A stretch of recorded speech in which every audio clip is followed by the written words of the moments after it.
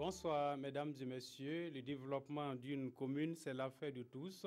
À Bobo-Dioulasso, cette assertion est bien comprise et elle passe par l'acquisition de compétences nécessaires pour conduire à bien le développement durable et profitable à tous. C'est l'objet de cette formation sur l'aménagement du territoire et sur le règlement urbain. Cette fois-ci, c'est la bonne. La gendarmerie de Fadangourma a mis la main sur un réseau de présumés délinquants dont la principale tâche était de troubler le sommeil des honnêtes citoyens de la région de l'Est. Leurs activités de prédilection, le vol des engins, désormais leur sort dépend de la justice. Ceci dit, bienvenue au régional sur la télévision du Burkina Faso. Pour ouvrir les pages de cette édition, nous prenons la direction de la ville de Bobo-Dioulasso. Là-bas, les autorités communales ont à cœur le développement de leur commune. Alors, comment le faire? Par l'aménagement du territoire, par la gestion foncière, par la sécurité routière et par le règlement urbain. Ces thèmes sont l'objet d'un atelier de formation et pour le compte-rendu, suivons Lamine Karantao et Ali Traoré. Ils sont tous des acteurs du développement de la commune de Bobo-Dioulasso. Ces participants, pour mieux assurer leurs missions régaliennes, ont besoin des rudiments nécessaires à cet effet. Cet atelier de formation est donc une occasion pour approfondir leurs connaissances sur les aspects de développement de la commune de Bobo-Dioulasso. L'objectif même de la création d'un marché, les fonctions d'un marché, c'est-à-dire que les difficultés également que nous rencontrons dans le cadre de nos activités quotidiennes. Les attentes là, pour que vraiment ça soit quand même plus publié un peu à travers la population, pour que la population puisse s'imprégner de tout ce qui va se faire ici. Pour cette première communication, le thème de la sécurité routière dans la commune de Bobo-Dioulasso, état des lieux et propositions de pistes de solutions, est au centre des échanges. Les causes de l'insécurité routière ne sont pas seulement du ressort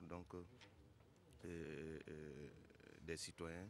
Il y a aussi l'État qui doit jouer sa part en aménageant des routes assez modernes et en équipant aussi certains carrefours. Mais il y a aussi qu'on dise aux citoyens d'avoir une attitude citoyenne vis-à-vis de ces ouvrages routiers et leurs attributs. 3 autres thèmes sont inscrits à l'ordre du jour, notamment l'aménagement du territoire communal, pistes et actions en cours, le règlement urbain et la gestion foncière urbaine, ainsi que les infrastructures marchandes, cas de la gestion des marchés de Bobo-Dioulasso. On va faire à présent le bilan des élections dans la région du Nord.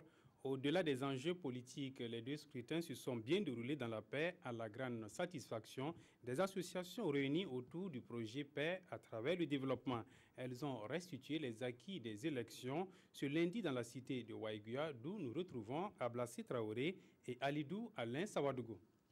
Pour la réussite des élections couplées du 29 novembre dernier, le projet Paix à travers le développement PDF2 dit avoir joué sa partition dans la région du Nord. Ce projet a œuvré pour un scrutin apaisé à travers des séances de sensibilisation et d'observation. Il y a eu une formation sur les thèmes gestion des rumeurs en période électorale et la gestion des réseaux sociaux en période électorale.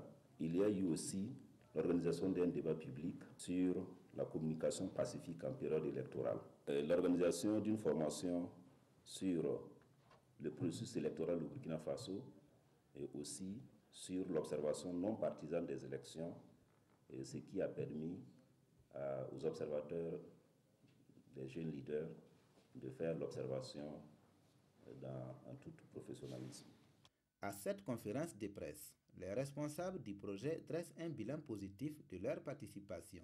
Les élections se sont très bien déroulées dans la commune de Waïguya, surtout dans les 107 bureaux de vote observés par les 40 jeunes leaders observateurs, et que le scrutin pour nous a été l'un des meilleurs scrutins que nous ayons pu organiser. Nous déplorons certains cas qui n'entachent pas la régularité du scrutin. Ces situations doivent être revues par la CENI et pour que les élections à venir puissions donner la chance à tous les Burkinabés de pouvoir voter. La réussite de ces activités a été facilitée par la participation active des jeunes leaders de Waïguya. Et PDF2 promet de s'engager d'ores et déjà pour la réussite des élections municipales à venir. 16 jours pour dire non aux violences faites aux femmes, c'est peu, mais l'association Diawaba à Fadangourma pense que tout combat commence toujours par une bataille. Le premier front, c'est le changement de mentalité et l'arme de combat, une innovation, le dialogue en famille pour réduire les inégalités entre les deux genres. Yacouba Kina et Nazé Diakalia Ouattara. Une pièce de théâtre qui en dit long sur les violences faites aux femmes dans la région de l'Est. C'est vraiment une réalité parce qu'on rencontre des cas de rape de filles et de femmes, des cas de mariage précoce, des cas de mutilation génitale féminine. Une réalité que l'association Diawampa combat depuis 2006 à travers des théâtres forats. À travers mon rôle, la population même doit comprendre qu'en tout cas, c'est pas bon d'enlever son enfant à l'école, lui donner un mariage forcé. La campagne de sensibilisation, 16 jours d'activisme contre les violences faites aux femmes qu'elle organise chaque année, commence à produire ses effets. Il y a certaines thématiques, par exemple, ici à Montbas, qu'on ne pouvait pas évoquer, notamment l'excision. Vous évoquez un seul mot sur l'excision et toute la population s'éparpille. Et aujourd'hui, vous voyez que nous avons tous les vieux du village, tous les anciens, les vieilles qui sont là pour nous dire « Non, nous avons compris, nous sommes prêts à vous accompagner ». Cette année, l'association innove avec Dialogue en famille pour intégrer dans sa lutte la réduction des inégalités entre l'homme et la femme.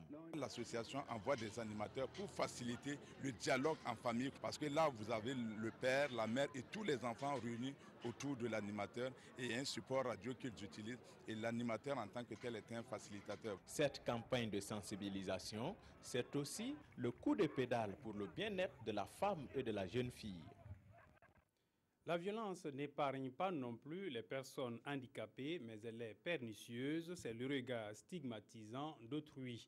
L'Organisation catholique pour le développement et la solidarité au CADES préconise un autre regard sur le handicap. L'appel a été lancé à Dédougou à travers une conférence publique et une course cycliste suivie pour vous par Yves Romba et Paul Sawadogo. C'est par une conférence publique que l'Organisation catholique pour le développement et la solidarité au CADES Caritas de Dédougou a célébré la Journée internationale des personnes handicapées. Placée sous le thème pour un auto-regard sur le handicap, cette journée se veut être un tremplin pour un changement de mentalité à l'égard de la personne handicapée.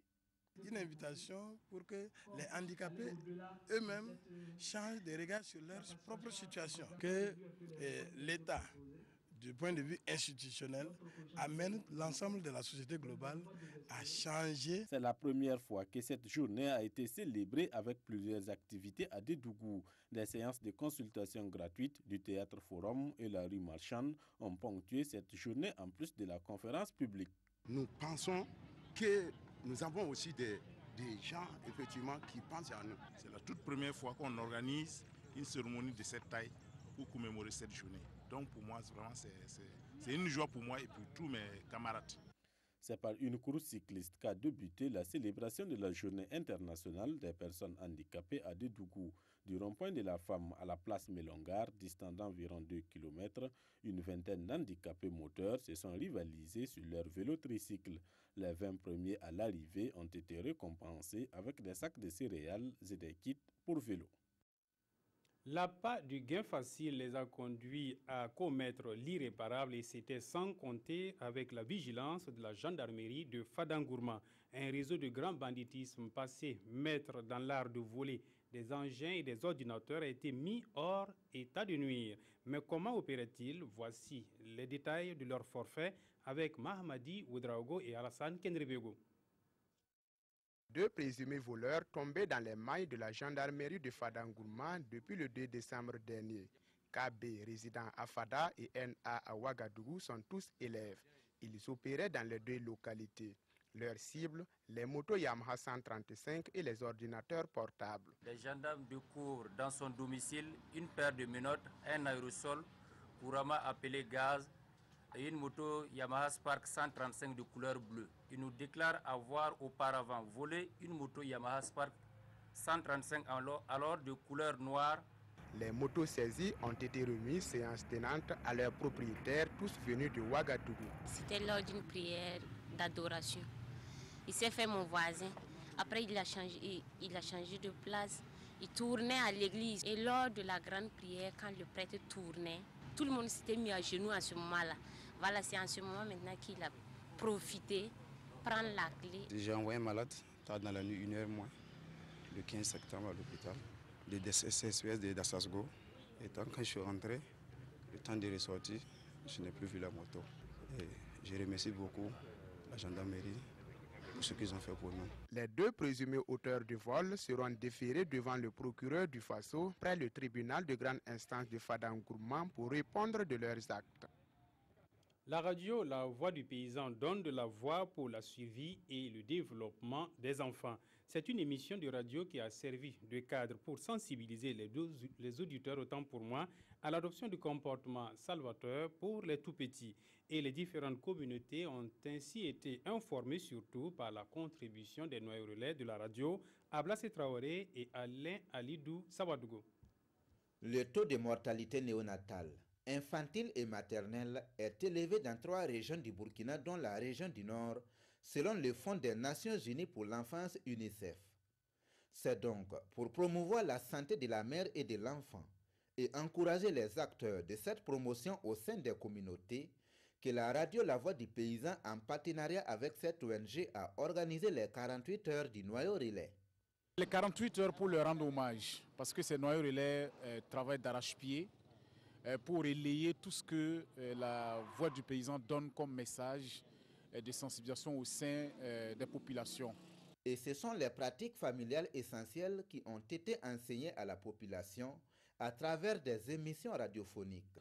Le lavage des mains et l'alimentation complémentaire du jeune enfant, l'allaitement maternel exclusif et l'utilisation des moustiquaires imprégnés à longue durée d'action et le traitement des maladies diarrhéiques à travers l'utilisation du sel de réhydratation orale au sirop zinc et enfin la prévention de la transmission du VIH-Sida mère-enfant.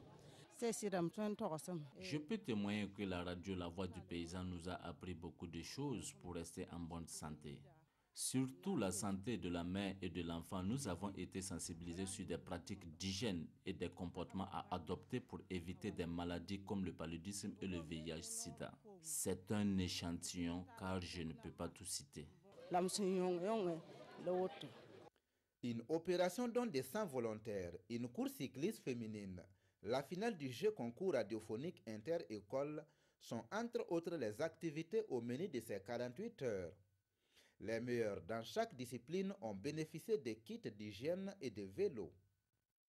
À Bobo-Dioulasso, les élèves ont été appelés à jouer leur partition dans l'assainissement de leur cadre de vie, mais avant, il leur faut du matériel. Vivo Énergie a répondu à cette préoccupation en offrant des poubelles à la Direction provinciale de l'éducation nationale et de l'alphabétisation du WE. Mireille Carole Tougma. 50 poubelles pour des écoles de la ville de Sia. D'un montant de 4 millions de francs CFA, ce geste est une entreprise de la place œuvrant dans le domaine des hydrocarbures. Cette entreprise entend ainsi contribuer à l'assainissement du cadre d'études des élèves. Tout part de l'enfance. Si nos enfants gardent donc les règles d'hygiène dès le départ, si nos enfants apprennent donc les gestes qui sauvent, naturellement, nous pouvons réduire de façon très sensible tous ces problèmes de santé. Pour les bénéficiaires, cet acte vient à point nommé. Grâce à ces poubelles, ils pourront mieux assainir leur environnement.